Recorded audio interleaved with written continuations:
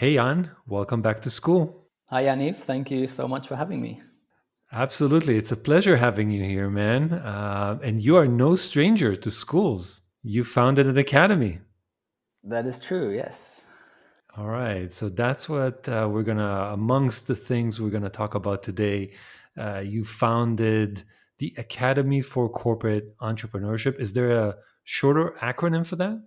Just AFCE. AFC. Perfect. All right. So you founded the AFCE. Uh, Tell me the origin story. Where did you get the idea and how did you make it happen? Okay, so I guess the founding story ties back to another organization called Founder Institute, which is the world's largest early stage accelerator program from Silicon Valley. And I became director of the Munich chapter for this institute. And when we were running that program, which basically the premise was to decrease the failure rate of startups being launched, right? As over 90% of startups fail within the first 3 years. So the premise was to teach founders what founders need to know before and as they are founding their company. So a lot of people were coming into this program that hadn't yet started their company. They literally just had an idea, right? An invention or some way to innovate. And the Founder Institute guides them through this process and gives them a lot of mentoring to try to improve their chances of success. And it was really by running that program that I was very surprised to see a lot of people coming in from, let's say, middle management positions of Fortune 500 companies, right? And they were kind of frustrated and annoyed that they weren't able to exercise their ideas within the organization, when often those ideas did in fact relate to the organization, right? They could have innovated on behalf of their employer. And they were literally in this middle area of considering leaving the company and taking the risk and doing their own startup. And of course, that can be the right thing for many people to do. But for many people, it's probably better for them to stay with the job security and everything, and continue working with their company. But it was just this deep frustration that I sensed. And that really led me on this wild goose chase to try to figure out how can we do what the Founder Institute is doing for startups on the outside? How can we do something for intrapreneurs or wannabe intrapreneurs who could actually innovate on behalf of the company and not leave their jobs and not take their ideas with them out of the organization? As you were looking at these people, was there like a type that you could say, these are, potential entrepreneurs? Well, we could get into the whole personality discussion, but there is definitely a type. But at that point in time, no, I couldn't really identify it. Um, what I could see from the outside was just, they're willing to work hard. They were passionate about something, about an idea that they had. They're willing to take some level of risk. So those kinds of things. And this program with Founder Institute, it actually requires you to invest about 30 hours a week on top of your day job, right? You're still doing your day job. I even have people in my program who they were having their second child during the semester and they still got it done. So obviously it tells you something about the work ethic that these people have. Right, right. The deep passion, it was burning within them. Yeah. And so, what happens next? Did you bootstrap the whole thing? Did you partner up with something? Were you doing this alone as a side gig? Like, what was happening at that time? Yeah, I had been working for another startup for the last 6 years, that kind of became a unicorn.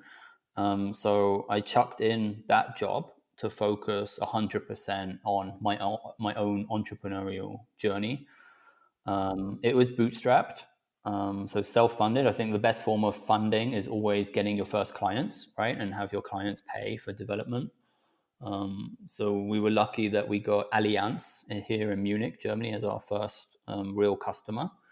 And yeah, we went from there really, and I started hiring a few people. So I'm still 100% owner of the company, and we let our clients help dictate the direction that we should go in, and fund us. Tell me about that first engagement with Allianz. Like what was that like? I had to rely on my sales skills, I guess, because we were an unknown entity, kind of trying to do something that hardly anyone had ever done, right, in the corporate world. Yeah. So the way we entered Allianz was, I had a bit of a relationship with the guy running their external accelerator, where Allianz is trying to partner with startups.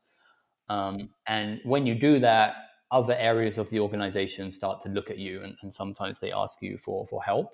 And he was asked by the HR department for help to run part of a high potential program for future COOs in the Allianz company, to be part of their training, to give them a bit more of an entrepreneurial mindset. So that's kind of how it went. And my pitch to them was really outlining our very mediocre curriculum at that point by literally drawing a line on a piece of paper with 12 dots on it, and then trying to put labels to those 12 dots. And that was going to be our 12-week curriculum for these Nice. entrepreneurs. Yeah. Nice. That is the entrepreneurial way, right? Yeah. I mean, that's how you got to start and get your early adopters, right? Right. Exactly. So what does an engagement with a AFCE client look like today? Can you give our listeners a better sense of that? Yeah, so it can vary, but ultimately our mission is to de-risk the innovation journey that that client is on. That could be at a corporate level or a departmental level or at a team level.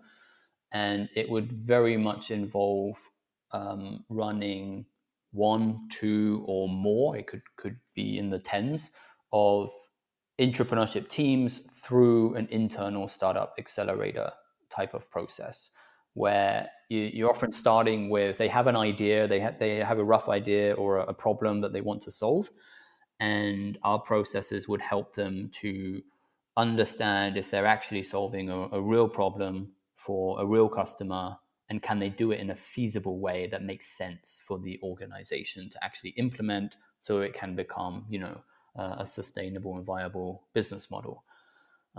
So helping them find problem solution fit, as you can call it, and then potentially progressing into a whole nother phase, which we call the incubation phase, and help them actually build out their solution and validate it in the marketplace by running real experiments with real customers.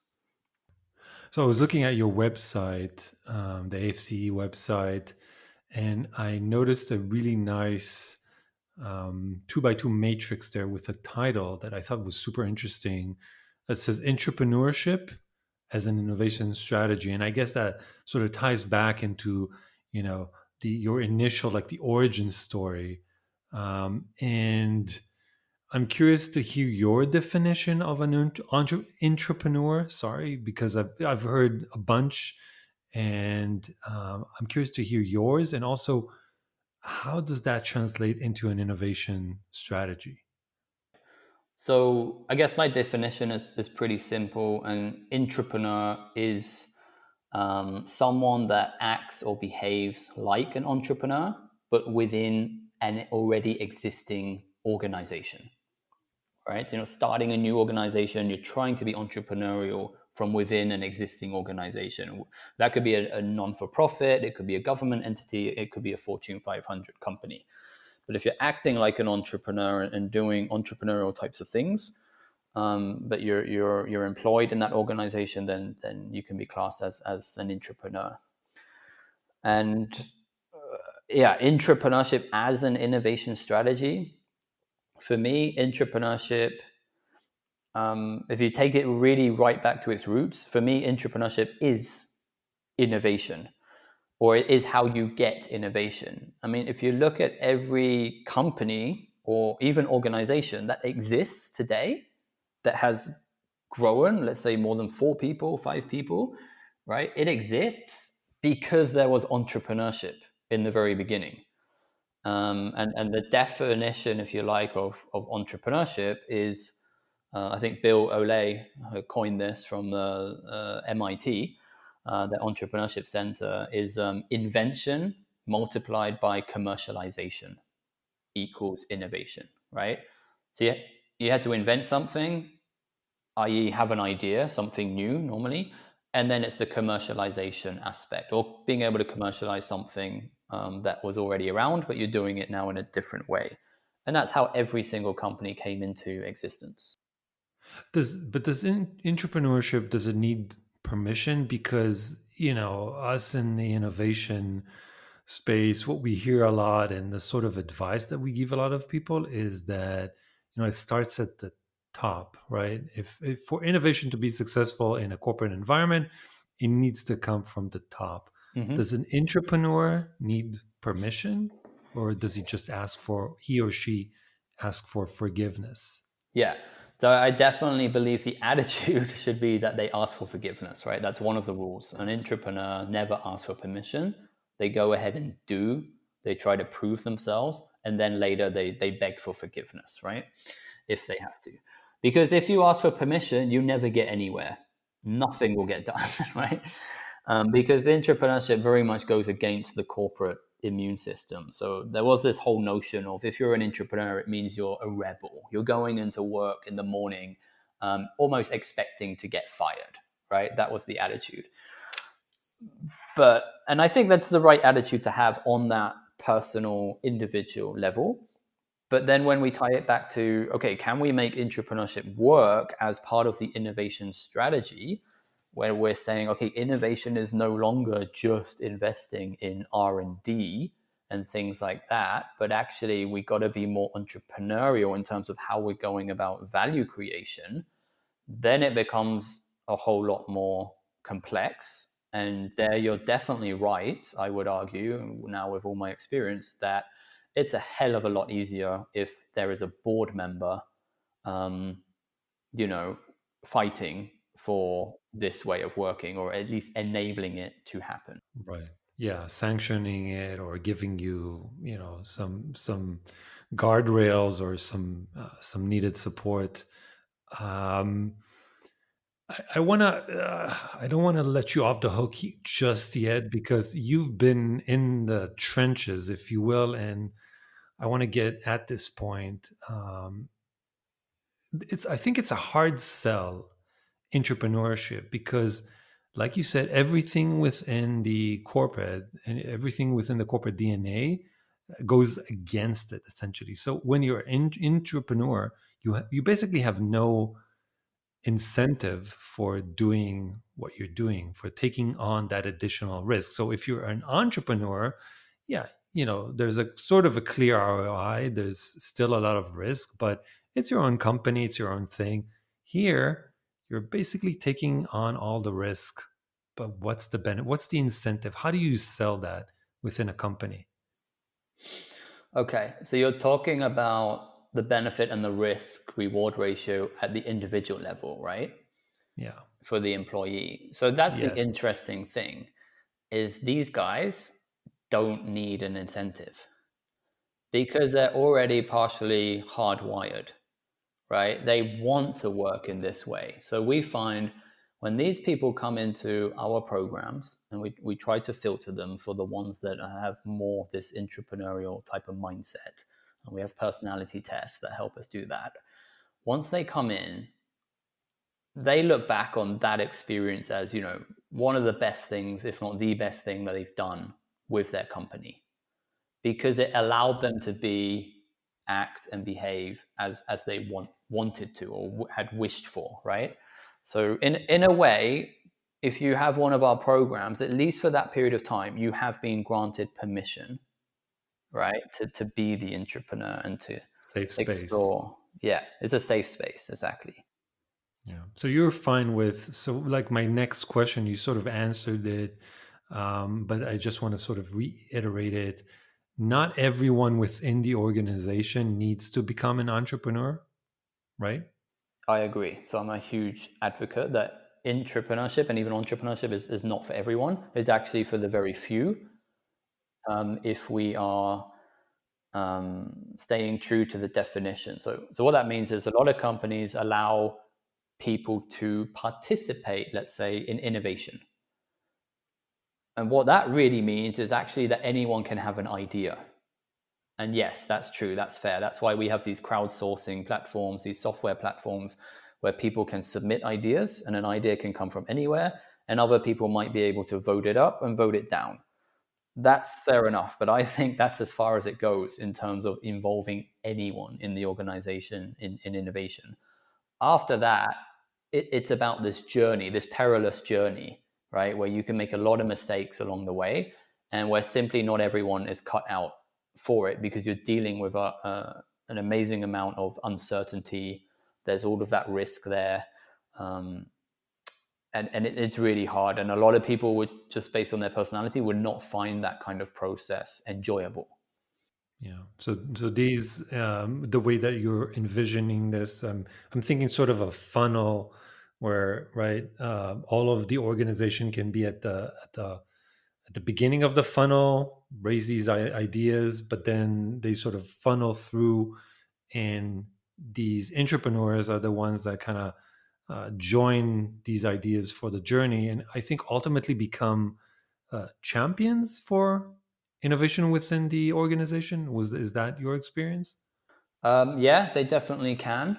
Bayer is a good example of that, who build up a massive network of, I think they call them innovation ambassadors. And they kind of carry over then the mindset, and some of them have been trained even to become internal mentors to other innovation teams. So yeah, that's definitely a knock-on effect. But I think we also have data that proves or shows really, if you were to measure the entire organization, only probably about 15% in a typical workforce would have what we call intrapreneurial DNA, meaning they'd be a good fit for guiding innovation projects over the longer term. Assuming that you've by now probably trained a few hundred of these entrepreneurs, what are some of the lessons that you've learned along the way, and maybe what are some of the more surprising lessons or findings that you've come across? So we've definitely trained probably over 1,000 entrepreneurs at different levels. The more we do it, the more I think we realize how complex it is to actually make everything work. You know, the act of being an entrepreneur in itself definitely frees people, right? Or can call it employee engagement. It's something that the right people are very happy to receive. um, I think in the future could actually be part of a corporate's onboarding strategy for new employees, to really ingrain them into the company's innovation mindset. I really think that's where this can go. Um, so it's great on the personal level, but in order to get the tangible results and make it more than just having hopefully a few nice projects in the pipeline, but to get to the point where, if I can at this stage, highlight, Bayer are just going public with some information now as a result of their entrepreneurship programs from the last 3 years. They now say that their programs have created over €1 billion of annual revenue potential. That's incredible. Yeah, that's like matching R&D efforts, right? And in some cases, finding the next blockbuster drug. But here it's been spread out over an entire portfolio. And this is the difficult thing, is that you never knew which ones would have been successful from the beginning. So we had to invest in lots of projects in the beginning and see some die off, some fast deaths, some slower deaths, but keep pursuing and enabling these teams. And for me, that's one of the biggest problems when it comes to implementation, is that it's very hard to find people in an organization that can oversee and implement such a process, because ultimately no one is responsible for a portfolio of entrepreneurship projects, Yeah. right? So that has to kind of be pieced together. Hmm. Does it not come from the you know top management, CEO? Do they not have? Does it not tie into like the corporate strategy, the portfolio? Yeah, it should, and it can, and it does, until that strategy changes. So we all know that innovation is a long-term game, right? And the problem with these corporates is they're often changing things. So as soon as a new CEO is appointed, or also in Bayer's case, recently the board member supporting innovation left, and they had to restructure everything around. I mean, luckily we'd made enough progress that we could actually transfer these programs directly into the business units, so they didn't have to be managed from corporate anymore. But if we hadn't made the progress we had, that could potentially have killed off the whole approach. I guess this would be a good time to talk a little bit about COVID before we wrap up. I feel like there isn't a podcast that I record today, for the obvious reasons, where we don't talk about COVID since it's on everyone's mind. How has that affected your business? How has that affected your client's business? And what are you doing about it? What can others do about it? I know there's a lot of questions in there. It's kind of loaded, so you know, feel free. Well, I might disappoint you a little bit because I don't believe COVID has affected us that much, or our clients or programs. Um, Okay. I can explain why. Yes, please. Because everyone's listening to this is going like, what? mm, so Yes. the first thing is, we as an agency and how we implement our programs, were already 75% digital. We're not always in front of the client running physical workshops. That is only a small part of the program. We already have a lot of online content that's intertwined with our curriculum and how we work with teams and run experiments. So we were already using Zoom. I think 5 years ago we started using Zoom, to run our mentoring sessions. Everything is done on Microsoft Teams or Slack channels and things like that. So we didn't have to adjust to anything like that. We had already started working a year ago with mural boards.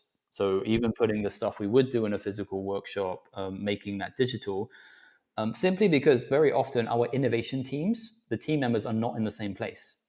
We've had teams that are actually spread across 3 different continents.